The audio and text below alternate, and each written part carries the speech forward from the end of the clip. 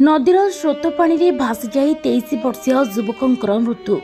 एभली एक दुखद घटना देखा मिली कोतापेटा अंचल। सूचना मुताबक मालिका निकट नदी पठाक सांग गाधोवा जाइए कोतापेटा अंचल 23 वर्षीय युवक सीमाद्री मिनिका।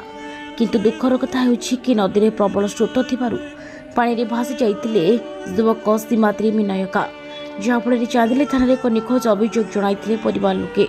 पर बहु खोजाखोजी करने रायगड़ा नाकावली नदी मिलता 23 वर्षीय निखोज युवक सीमाद्री मिनायक मृत शरीर।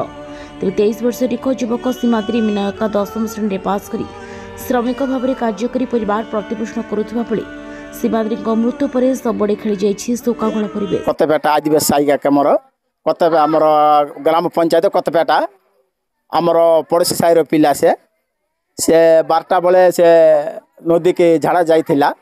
झाड़ा जाकर से पाप बुड़ी गला। बुड़ी जीवार ये पिला नदी में थे आसिक खबर देबार आमर पिला केते लोक जाकर खोजिले पिला नाला से सन्धार भी केते खोजिले मिलला ना आउ से राति सारा कांदी कर रहा पाख समस्ते आमर से पिला कहले तमें नदी आमर से बेरागुड़ा आमर से जगन्नाथपुर आमर से हाथीपथ तल को जवार पिला से सब थी बोलबार सकाले गले बोले सकाल से हाथीपथ तले सब मिलला सब आनिक आमर अनुसार पोस्टमार्टम कर दान सार करदे।